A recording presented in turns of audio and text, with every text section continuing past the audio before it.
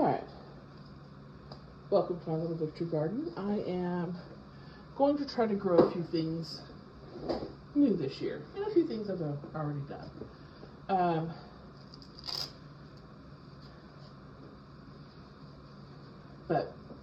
So I've got my homemade seed starting mix here. For those that don't know, it's 1 part coconut coir, 1 part compost that I sifted through a fine mesh, and 1 part perlite. And I guess let's start with the thing that I am most curious. I really have no idea what I'm doing with this moringa. See those seeds? I have them soaked for 36 hours. I meant to only let it do 24, but I had to go to the clinic yesterday because I have an infection from getting stabbed with some grass burrs in my leg. So not fun. Let's actually, I find this easier to do without the gloves. I just have to wash my hands really good afterwards. So I had them in these little jars with the little labels under them on the counter for 36 hours. So these are a fairly large seed. So we're gonna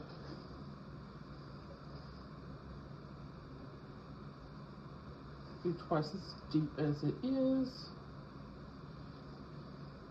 I'll go back over this a little bit. And they're all gonna go in this line here. Not sure if you can see. We've got to be, I'm here in front of a sunny window, but it's fairly well shaded. Like, I might have actually did that a little deeper there.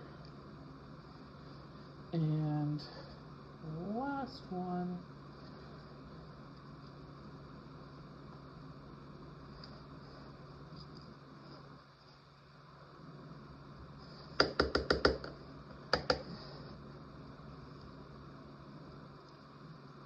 Okay.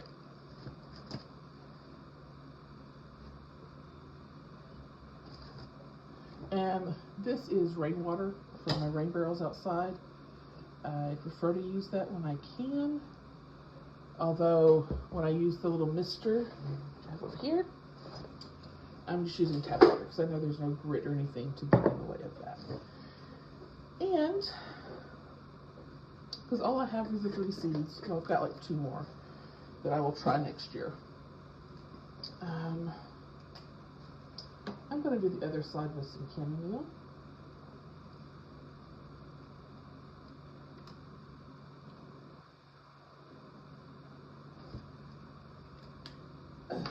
There. And these are little tiny seeds, so I can just surface sow these.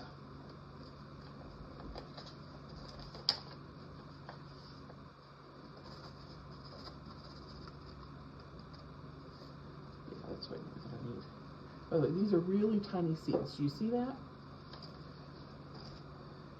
I tried growing the German chamomile in the past, and they never did well for me. I did this in Lottie Land last year, and I got a few plants off of it. I'm like way overseeding this here.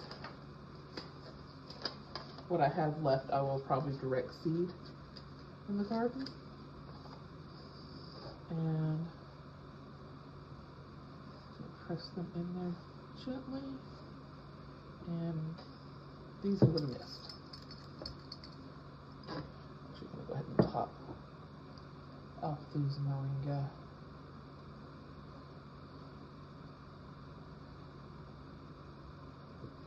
There. So there's tray number 1. Now, here's another one that probably doesn't need a lot. It can be pretty close to the surface. This is a Molokai. There. Let me show you what they look like when I got them. Let me grab some.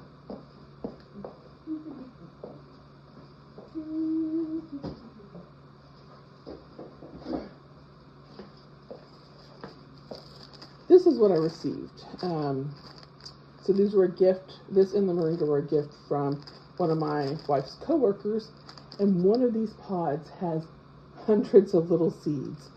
I didn't realize that, and I broke it open over the jar, and you can see all those. They were black when they came out, but after soaking, they're this vibrant teal color, which is an interesting thing.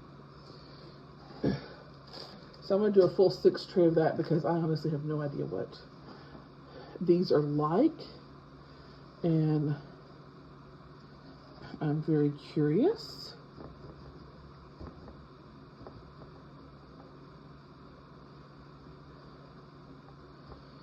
So, and a lot of these seeds are just going to get wasted, but I've got several more pods.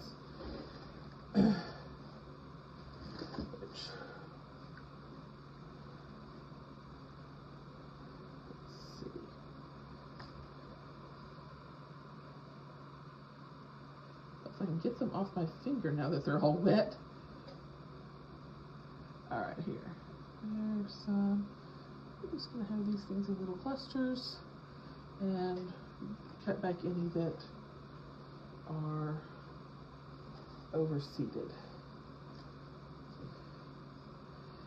And I think these are actually perennial where they're native. They're also called Egyptian spinach and jute plant. The leaves are eaten like spinach, and I think they're like slimy, like an okra situation. And the stems are used to make like twine, jute. Get in there. Not sure there actually had any there. Just and still can't see one there. Let's see.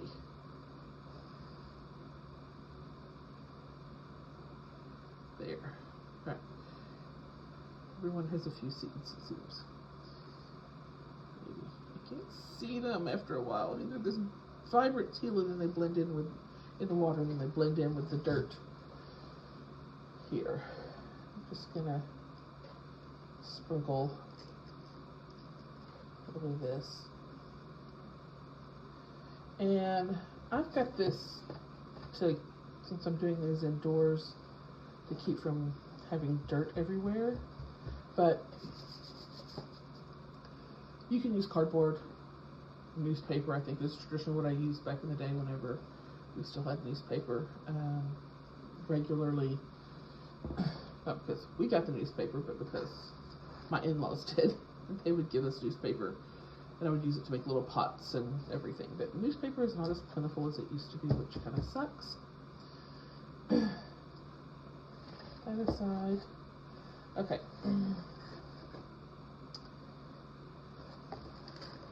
And then next is the roselle hibiscus I grew last year. This is actually from the same seed packet. I did save some seeds, but I'm not sure what the germination rate is going to be. I might test that and see if I actually have viable seeds from last year. And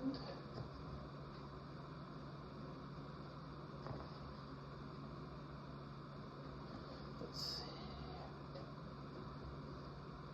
And these are very similar to the size of okra seeds, but they're not round like okra seeds. They've got although they're related, they're all hibiscus. They're kind of, when they came out, they were all angular looking.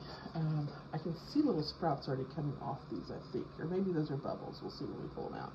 I'm just making small indentions here because they're not near as big as those moringas. And okay. They're kind of a weird angular look to them. They have swollen since they've been in the water. Let's see. Yeah, some of these have like little sprouts coming off of them. See? Isn't that interesting?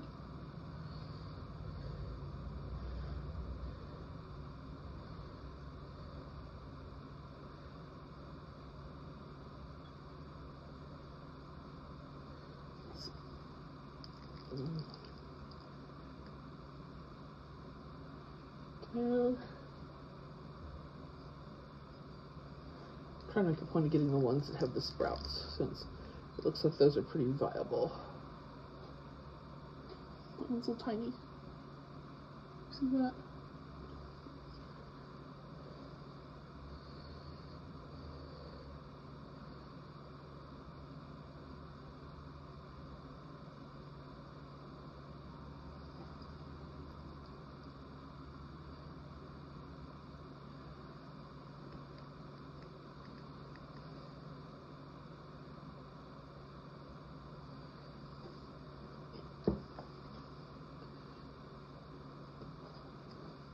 Just top it off with some more seed starting mix.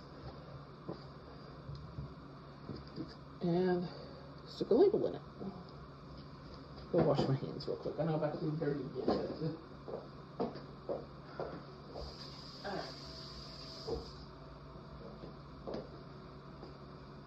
And then the last one is a St. Kitts roselle.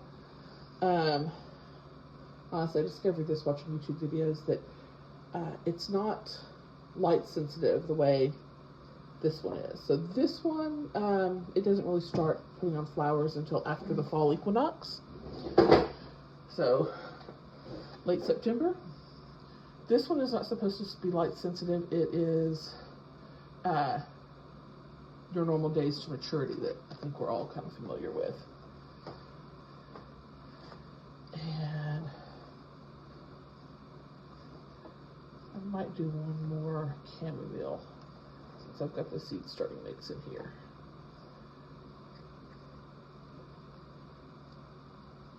I'm just kind of pressing it down because I've got these little things here for watering it from the bottom. I want to make sure that the water gets to the seed when I start watering them from the bottom, which is what I will do once they go in their trays. And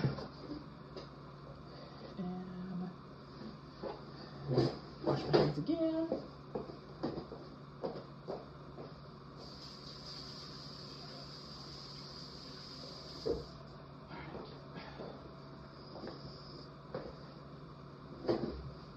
And one more time, just kind of prick a hole. It's about twice as deep as the thing. And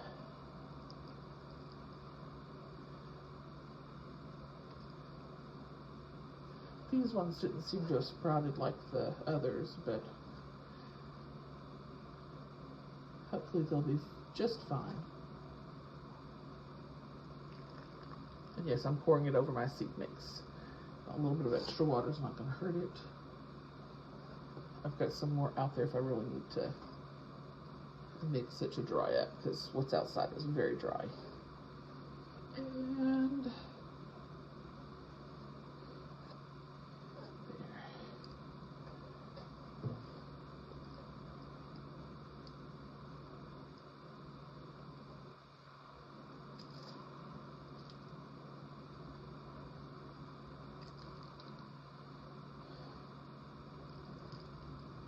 So there we go. We'll see how these do. Hopefully I will have some interesting tropical plants that I can grow as annuals.